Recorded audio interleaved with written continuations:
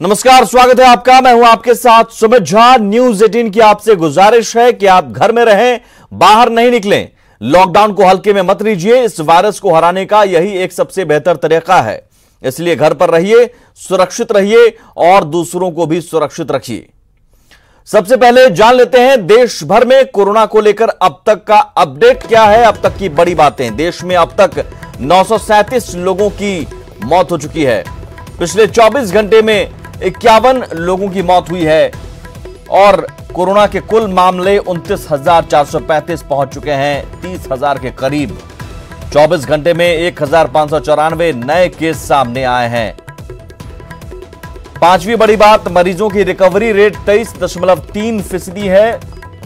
17 जिलों में 28 दिनों से कोई नया केस कोरोना का सामने नहीं आया है। वहीं बिहार में लगातार तेजी से मामले बढ़ रहे हैं। बिहार में आज 22 नए मामले सामने आए हैं।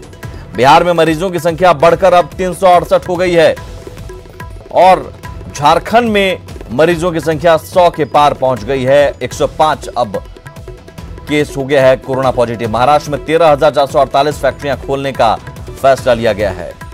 बिहार के ग्राफ को समझिए, किस तरह से ग्राफ कोरोना का बढ़ता गया। बीते 5 दिनों में बिहार में कोरोना के बढ़े आंकड़ों पर यह नजर डालिए। बिहार में कोरोना का बढ़ता ग्राफ किस तरह से 24 अप्रैल को 53 मरीज, 25 अप्रैल को 28 मरीज, 26 अप्रैल को 23 मरीज सामने आए, 27 अप्रैल को 68 और 28 अप्रैल को यानी आज 22 नए मामले सामने आए। लगातार ये मामले बढ़ते जा रहे हैं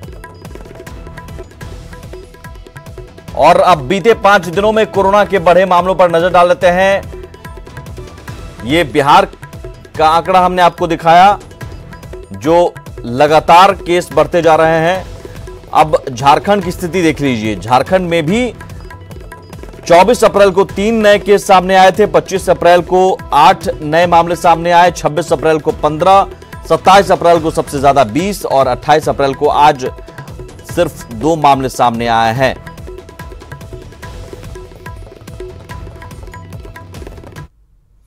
और बड़ी खबर, प्रधानमंत्री नरेंद्र मोदी ने न्यूज 18 की तारीफ की है। ट्वीट कर पीएम मोदी ने तारीफ की। कोरोना से लड़ाई में न्यूज 18 के काम को सराहा है। न्यूज 18 ने संक्रमण से जुड़ी खबरों को प्रमुखता दी है। इससे कोरोना के खिलाफ लड़ाई में मदद मिलेगी। पीएम ने कहा कि न्यूज 18 ने कोरोना की लड़ाई में बेहतरीन योगदान दिया है, संक्रमण के विभिन्न आयामों को बखूबी दिखाया है। इससे कोरोना से लड़ने में भारत को मदद मिलेगी। तो देखिए, पीएम मोदी ने ट्वीट कर किस तरह से न्यूज 18 की तारीफ की है, क्या लिखा है ये हम आपको दिखा रहे हैं। और कोरोना से जंग में न्यूज 18 ने कोरोना की लड़ाई में बेहतरीन योगदान दिया है। संक्रमण के विभिन्न आयामों को बखूबी दिखाया गया न्यूज 18 के द्वारा। इससे कोरोना से लड़ने में भारत को मदद मिलेगी।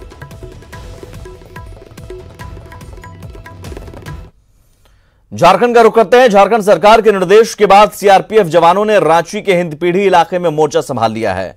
जवानों ने हिंदपीढ़ी मोहल्ले में फ्लैग मार्च किया और पेट्रोलिंग भी की। सीआरपीएफ की एक कंपनी को कोरोना हॉटस्पॉट इलाके में तैनात किया गया है। सिटी एसपी ने जानकारी देते हुए कहा कि जवानों को कोरोना से संक्रमित इलाके में सख्ती बरतने के निर्देश दिए गए हैं ताकि कोई भी शख्स नियमों का उल्लंघन ना कर सके। हिंदपीढ़ी जो है हॉटस्पॉट एरिया है, यहाँ पे काफी सारे केसेस निकल चुके हैं। इसी को ध्यान में रखते हुए यहाँ पे सीआरपीएफ की एडिशनल जो है कंपनी डिप्लॉय की गई है। अभी हम लोग यहाँ फ्लैग मार्च कैरी कर रहे हैं। तो सबसे इम्पोर्टेंट है हमारे लिए कि हमारे जितने भी कर्मी हैं, चाहे सीआरपीएफ के हों चाहे पुलिस के हों, सभी लोग स्वस्थ सुरक्षित रहें। उसके बाद यह इम्पोर्टेंट है क्योंकि मेन टास्क हमारा यह है कि लॉकडाउन इन्फोर्स कराना, और वह लॉकडाउन इन्फोर्स हमारे जिला पुलिस के समन्वय के साथ किया जाएगा। इसके लिए उनको आवश्यक दिशा निर्देश अभी दिए गए हैं। बाकी पोस्ट वाइज ब्रीफिंग जैसे ही इनकी डिप्लॉयमेंट हो जाएगी तो हम लोग करेंगे। अब जरा खबर को समझिए, समझना जरूरी है कि आखिर सरकार को सीआरपीएफ की मदद क्यों लेनी पड़ी, हिंदपीढ़ी में सीआरपीएफ को क्यों उतारना पड़ गया। दरअसल झारखंड में कोरोना तेजी से फैल रहा है। ज्यादातर मामले हिंदपीढ़ी इलाके के हैं। हिंदपीढ़ी में कई बार लोगों ने लॉकडाउन तोड़ा है। ऐसे में सख्ती नहीं बरती गई तो मामले बढ़ेंगे और इसलिए सख्ती बरतने के लिए अब सीआरपीएफ की तैनाती की गई है। देश भर में कोरोना मरीजों की संख्या बढ़ती जा रही है। बिहार में भी संक्रमण तेजी से फैल रहा है। नए इलाकों में भी कोविड-19 का खतरा मंडराने लगा है। दरभंगा में कोरोना पॉजिटिव मरीज मिलने से हड़कंप मच गया, तो वहीं प्रशासनिक लापरवाही भी सामने आ रही है। आखिर मिथिलांचल में कैसे पांव पसार रहा है कोरोना, इस रिपोर्ट की पड़ताल के जरिए समझिए।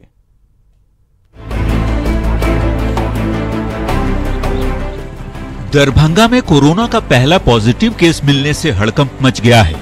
दिल्ली से इलाज कराकर एम्बुलेंस से 23 अप्रैल की रात जिले के शोभन गांव पहुंचा युवक कोरोना पॉजिटिव पाया गया है। मिली जानकारी के मुताबिक युवक सिमरी थाना क्षेत्र के शोभन गांव में पत्नी को मायके में छोड़कर रिक्शे से दरभंगा के नगर थाना क्षेत्र के मीर शिकार मोहल्ला स्थित अपने घर पहुंचा, लेकिन स्थानीय लोगों ने फौरन इसकी सूचना प्रशासन को दी, जिसके बाद उसे डीएमसीएच के आइसोलेशन वार्ड में भर्ती कराया गया। फिर कोरोना टेस्ट में वो पॉजिटिव निकला। दिल्ली से एम्बुलेंस के माध्यम से आए थे, तो वो शोभन गांव का रहने वाले हैं और नगर निगम का वार्ड नंबर 20 में उनका मां के घर पड़ता है। दोनों जगह वो गए थे और अगला दिन उनको डीएमसीएच में स्थानीय मोहल्ला के लोगों का सूचना के आधार पर उनको तुरंत डीएमसीएच में अलग कराया गया और उनको जांच कराया तो पॉजिटिव पाया गया। कोरोना पॉजिटिव मरीज की यदि ट्रैवल हिस्ट्री पर नजर डालें तो 14-15 मार्च को युवक परिवार संग दरभंगा से ट्रेन से दिल्ली पहुंचा। 17 मार्च से 2 अप्रैल के बीच वह दिल्ली के एम्स के पास एक लॉज में ठहरा। 4 अप्रैल को दिल्ली के संत परमानंद अस्पताल में युवक का ऑपरेशन हुआ। 10 से 19 अप्रैल तक वह अस्पताल के पास स्थित एक लॉज में ठहरा। 22 अप्रैल को एम्बुलेंस के जरिए दिल्ली से दरभंगा के लिए रवाना हुआ। सफर के दौरान युवक के साथ उसकी पत्नी, चाचा और चाची भी मौजूद थी। फिर 23 अप्रैल की रात सभी एम्बुलेंस से दरभंगा के शोभन गांव पहुंचे। डीएमसीएच के आइसोलेशन वार्ड में अभी तक युवक के संपर्क में आने वाले 8 लोगों को भर्ती कराया गया है। इनमें 3 पुरुष, 4 महिलाएं और एक 5 साल का लड़का है। वैसे न्यूज 18 पर जिले के एसएसपी का वो दावा आपको सुनाते हैं जिसमें जिले की सीमाओं को सील करने की बात कही गई थी। दरभंगा पुलिस पूरी तरह तैयार है और पहले ही हम लोगों ने जिला के सभी सीमाओं को सील कर दिया है। जितने भी मेन रोड हैं, अंतर जिला सीमा है, उन सब पे चेक पोस्ट लगा दिया गया है, सीसीटीवी लगा दिया गया है। वहां 3 शिफ्ट में ड्यूटी की जा रही है। तो ऐसे दावों के बावजूद युवक सपरिवार दिल्ली से दरभंगा तक पहुंच गया और कई सवाल पीछे छोड़ गया। मसलन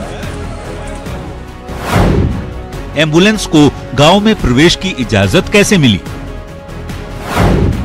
दिल्ली से लोगों के आने की सूचना को क्या छिपाया गया? युवक रिक्शा से शहरी इलाके तक कैसे पहुंच गया? युवक को क्वारंटीन करने में विलंब क्यों किया गया? परिवार के सदस्यों को 3 दिन बाद क्वारंटीन क्यों किया गया? सवाल कई हैं जो सीधे प्रशासनिक लापरवाही की ओर इशारा कर रहे हैं। सवाल उस तंत्र पर जो लोगों को संक्रमण से मुक्ति दिलाने की मुहिम चला रहा है, और सवाल उस शासन पर भी जो लोगों की सुरक्षा के लिए व्यवस्थाएं कर रहा है। कोरोना का संक्रमण आहिस्ता आहिस्ता बिहार के नए इलाकों में फैल रहा है। मधुबनी के बाद दरभंगा में कोरोना की दस्तक ने तो अब मिथिलांचल के लिए भी खतरे की घंटी बजा दी है। न्यूज 18 के लिए दरभंगा से विपिन कुमार दास के साथ ब्यूरो रिपोर्ट। वहीं न्यूज 18 पर खबर दिखाए जाने के बाद दरभंगा के जिलाधिकारी ने सफाई देते हुए कहा है कि कोरोना पॉजिटिव युवक को क्वारंटाइन करने में कोई लापरवाही नहीं बरती गई। उन्होंने माना कि संक्रमित युवक के संपर्क में 13 लोग आए हैं। तो अगले दिन सुबह ही स्थानीय लोगों का जो सूचना मिली थी हमें, उसके आधार पर उनको अलग कर दिया गया, क्वारंटाइन कर दिया गया और इसमें कोई विलंब नहीं हुआ है। और स्थानीय लोगों को भी मैं धन्यवाद देना चाहूँगा कि बहुत सतर्क रह करके, जागरूक रह करके हमें सूचना दिए हैं। केवल 13 ही ऐसा व्यक्ति आइडेंटिफाई हुए हैं जो इनके कांटेक्ट में आए हैं, अन्यथा सैकड़ों व्यक्ति हो सकते थे। स्थानीय लोगों का जो सचेत रहने की वजह से, सतर्क रहने की वजह से हमें तुरंत सूचना मिली और इनको क्वारंटाइन कराया। और इस खबर को समझिए। दरअसल बिहार में तेजी से संक्रमण फैल रहा है। अब तक 28 जिलों में कोरोना फैल चुका है। लापरवाही से महामारी विकराल रूप ले सकती है। गांव तक अगर बीमारी पहुंची तो मुसीबत बढ़ जाएगी, क्योंकि गांव में स्वास्थ्य सुविधाओं की पहले से ही कमी है। इसलिए जरूरी है कि हम पहले से सतर्कता बरतें, बाहर से आने वाले लोगों की निगरानी रखें, उन्हें क्वारंटाइन समय पर रखें। आगे बढ़ते हैं। एक बार फिर न्यूज 18 की खबर का बड़ा असर हुआ है। चौकीदार से उठक बैठक कराने वाले अररिया के तत्कालीन जिला कृषि पदाधिकारी मनोज कुमार को सस्पेंड कर दिया गया है। मनोज कुमार ने कोरोना बंदी के दौरान पास मांगे जाने पर चौकीदार पर धौंस दिखाई थी और चौकीदार से उठक बैठक कराई थी, जिसकी तस्वीरें दिखाए जाने के बाद सरकार ने जांच के आदेश दिए थे। हालांकि पहले मनोज कुमार का ट्रांसफर किया गया था, लेकिन सवाल उठाए जाने पर आज उन्हें सस्पेंड कर दिया गया। साथ ही एफआईआर भी दर्ज कराई गई है।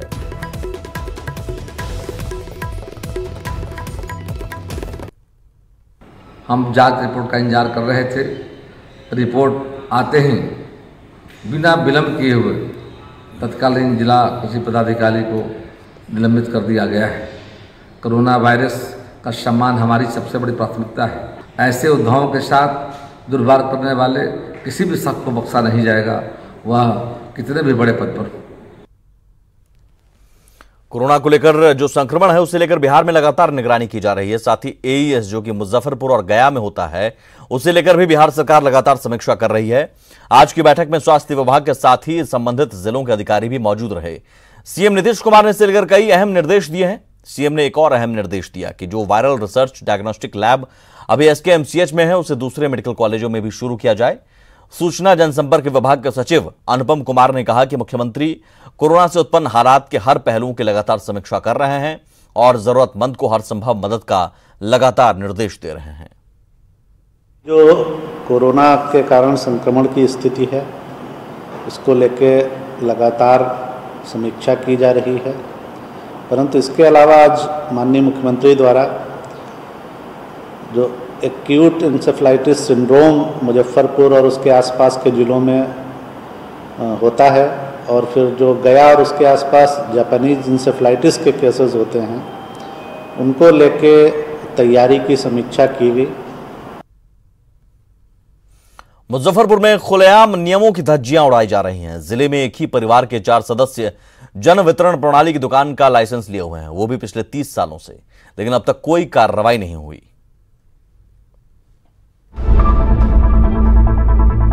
यदि आपको दबदबा की बानगी देखनी है तो ये तस्वीर देखिए। जी हाँ, ये तस्वीर मुशहरी प्रखंड के आपूर्ति पदाधिकारी संतोष कुमार के कार्यालय की है। लेकिन इस कुर्सी पर बैठा शख्स आपूर्ति पदाधिकारी नहीं, बल्कि एक पीडीएस दुकानदार शशिनाथ ठाकुर है, जो अकेले कार्यालय का कार्य कर रहा है।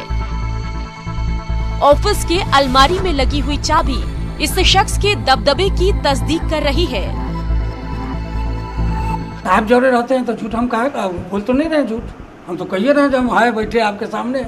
मतलब इसी तरह अक्सर आते हैं आप? नहीं, अक्सर नहीं आते हैं, जब साहब आते हैं तभी हम इमरजेंसी में है, इसलिए हमको चाबी कैसे मिल गई? सरकारी चाबी साहब दिए हैं। मुजफ्फरपुर के इस ठाकुर परिवार में साल 1992 से जन वितरण प्रणाली की दुकान की शुरुआत हुई और साल 2005 तक परिवार के 4 सदस्यों को जन वितरण प्रणाली की दुकान का लाइसेंस दिया गया। परिवार के मुखिया शशिनाथ ठाकुर, उनकी पत्नी, बेटे और उनके भाई को जन वितरण प्रणाली की दुकान का लाइसेंस सरकार से आवंटित किया गया है। ये सभी मुजफ्फरपुर के विभिन्न वार्ड में अपना जन वितरण प्रणाली की दुकान खोले हुए हैं। हमारी मम्मी का दुकान होगा, सरस्वती देवी। काहे सवाल करेगा कोई? एक घर में 4 गो मुख्यमंत्री के बेटा है कि नहीं है? हमको सरकार ऑफर दिया, हमने भरा, लाइसेंस मिला, हम काम कर रहे हैं। डीलर है, मैंने 2 गो बेटा है मेरा, एगो मेरा पति है, आकी कहे छे जे एगो देवर है। शशिनाथ ठाकुर का आपूर्ति कार्यालय पर प्रभाव का ही नतीजा है कि 28 सालों के लंबे समय में कभी भी इस परिवार के 4 डीलरों के खिलाफ कोई जांच नहीं हुई। एमओ कार्यालय वो साथे रहते हैं या नहीं रख, हमरा अलग है, भाई साहब अलग है। डीलर्स फैमिली के सवाल पर मुजफ्फरपुर पूर्वी के एसडीओ का कहना है कि 2016 में नया नियम आया है, जिसमें एक परिवार के एक ही सदस्य को डीलरशिप देने का नियम है। इसके साथ ही मैट्रिक पास होने और कंप्यूटर का ज्ञान होना भी आवश्यक है। अब जो पीडीएस कंट्रोल ऑर्डर 2016 है उसमें स्पेसिफिक रूप से ये बताया गया है कि एक परिवार में यदि पीडीएस का अनुज्ञप्ति है तो उसको अनुज्ञप्ति नहीं दिया जाएगा। ये दबदबा, ये हुकूमत, ये नशा, ये दौलतें सब किराएदार हैं, घर बदलते रहते हैं। जी हाँ, मुशहरी प्रखंड के आपूर्ति पदाधिकारी बदलते रहते हैं, लेकिन शशिनाथ ठाकुर को कोई फर्क नहीं पड़ता। अब देखना होगा कि सुशासन की सरकार में ये दबदबा कब तक कायम रहता है। न्यूज़ 18 के लिए मुजफ्फरपुर से प्रवीण ठाकुर की रिपोर्ट। कोरोना बंदी में काम भले ही बंद हो, लेकिन इसके कुछ अच्छे नतीजे भी दिख रहे हैं। गंगा का पानी लगातार साफ हो रहा है और इसका रंग अब पीले की जगह नीला दिख रहा है। साथ ही पानी में ऑक्सीजन की मात्रा भी बढ़ती जा रही है।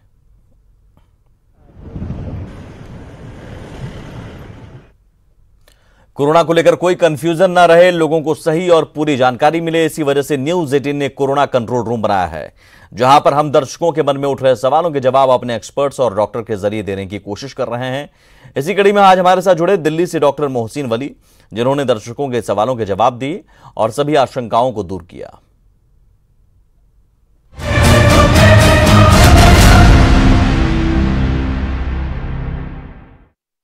मेरा नाम देवप्रिया दत्ता है और मैं पटना की निवासी हूँ। मुझे ये जानना था कि कोरोना वायरस जो फैला हुआ है तो क्या नहाने भर से ये दूर हो सकता है, इसका संक्रमण दूर भाग सकता है? नमस्कार डॉक्टर साहब, मैं बरेली उत्तर प्रदेश से अमन मिश्रा बात कर रहा हूँ। मेरा सवाल यह है कि स्नान करने से हमारे शरीर में मौजूद कोरोना वायरस मर जाता है या नहीं? मैं बुल्ढाना जिला से अरबाज खान। मेरा सवाल है, क्या स्नान करने से शरीर पर मौजूद कोरोना वायरस मर जाता है? मैं विनोद कुमार सहाय बेंगलोर से। डॉक्टर साहब से मेरा ये सवाल है, क्या नहाने से कोरोना संक्रमण का खतरा कम हो जाएगा? नहीं, कोरोना वायरस जो है उसके बारे में जानना बहुत ज़रूरी है। ये जो हम उसकी शक्ल देख रहे हैं, उसकी जो पिंस हैं, ये उसका ये एस प्रोटीन है और ये एस प्रोटीन जो है ये फैट है। तो फैट को घोलने के लिए या तो हमको साबुन चाहिए या अल्कोहल चाहिए।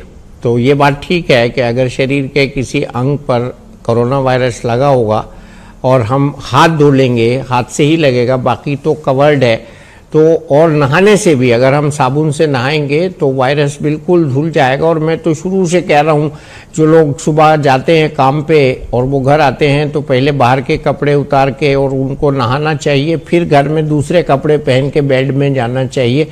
ये बात बिल्कुल ठीक है। और नहाने मात्र से नहीं बल्कि साबुन से नहाने में ये कोरोना वायरस धुलेगा। साबुन का इस्तेमाल इसमें बहुत ज़रूरी है।